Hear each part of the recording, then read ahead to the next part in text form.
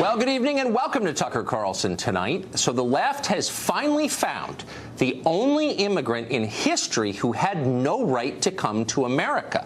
The only one who didn't improve the place by his presence. His name? Christopher Columbus. His crime? Violating the sovereignty of the people who lived here already. Plus, he was the wrong ethnicity. Now, try making that argument about any other immigrant to America and see how long you keep your job. But whatever.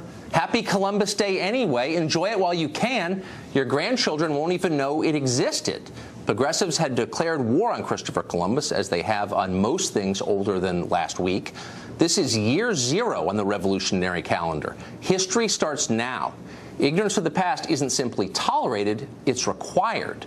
Does your average protester know anything about Christopher Columbus? That he's celebrated as a hero throughout much of Latin America, for example? Of course not. The left speaks only of Columbus's genocide, mostly because his ships brought old world diseases to the new world. Of course, those ships returned to Europe with syphilis and tobacco, which proves only that real history is more complicated than the childish theology your kids are now learning in school. Now, you could make those arguments to liberals if you wanted to, but save your breath. They don't care, because none of this is really about Christopher Columbus. What we're watching is a full-scale assault from within on the West itself, its history, its political and intellectual legacy. It's not a debate where one side tries to convince the other. It's a war, with one side trying to erase all remnants of its opponent, in this case, Western civilization.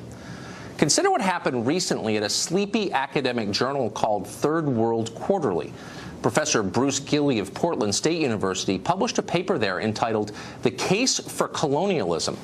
Professor Gilley argued that Western colonization of the world, while flawed, obviously, was, quote, objectively beneficial. He noted that countries that have embraced Western institutions left behind by the colonial powers have succeeded, while countries dominated by anti-colonial ideologies have not succeeded, to put it mildly. Now, you might agree with his thesis or you might disagree, but in this current moment of revolutionary fervor, you're not even allowed to have thoughts like that. Gilley's paper has since been pulled after half the publication's board resigned in protest of it. Keep in mind, nobody alleged plagiarism here or inaccuracy. They just didn't like the conclusion, so they silenced the person who wrote it.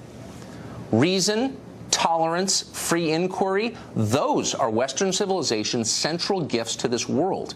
It shouldn't surprise us that in places where the West is under attack, those very principles are under attack too. So when they come for the Columbus statue in your town, it's worth fighting back, because it's not about the statue. It's about something much deeper.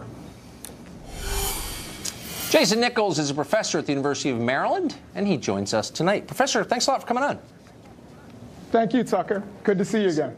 Good to see you. So people are upset about Columbus. Here's the lens through which I view this. Here you have an immigrant from a Spanish-speaking country coming to this continent for a better life, and you're saying he's not welcome here. That sounds like bigotry to me. So, Tucker, let me adjust your lens a little bit.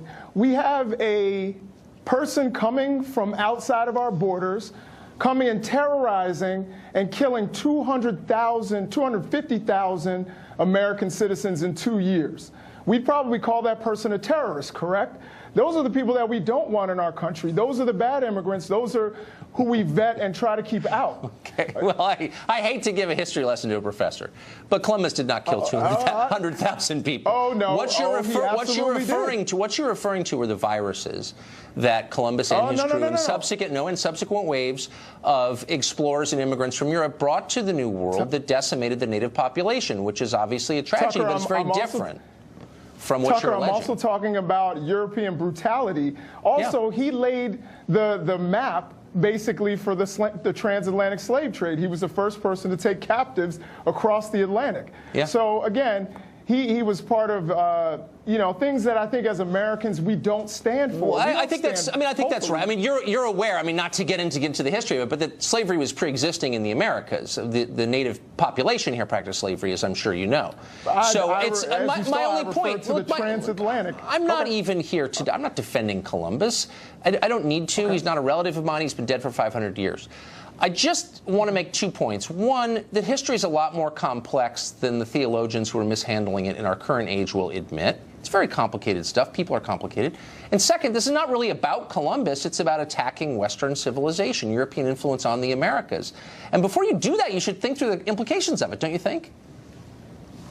So, I view it very differently. I think that this is about people like Columbus. I mean, we don't go and talk about people who killed 200,000 people through whatever means and enslaved people. Columbus, on one occasion, actually, for a man who stole corn, he cut off his ears and nose and sold him into slavery. Is that the kind of brutality that we represent? I really don't think so. No, it's not.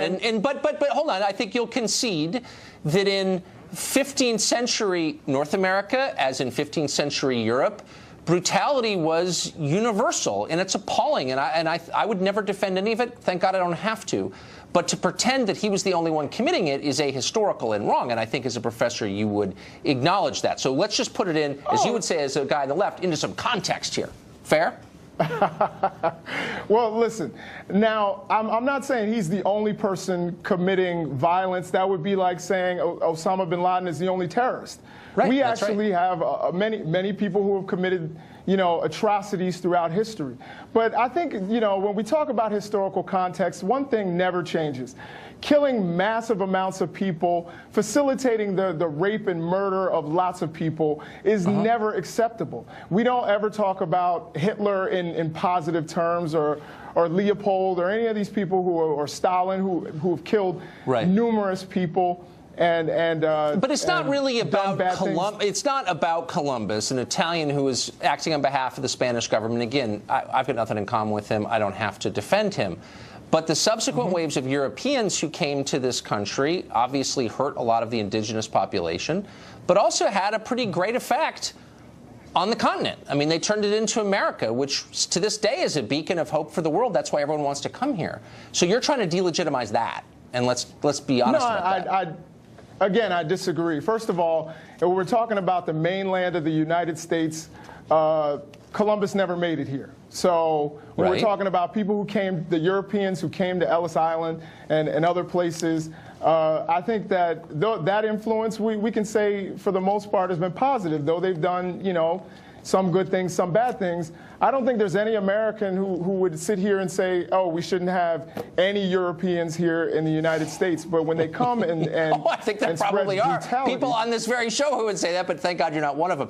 Really quick, I'm baffled by this. So this Indigenous Peoples Day, I'm totally for Indigenous peoples, though, of course, no one's really indigenous. They came here across the land bridge like everybody else. However, I'm not against that. I'm just wondering, no, we're all immigrants, including the American Indians, as you know. But my question to you is, all these people are suddenly in love with the native population of America.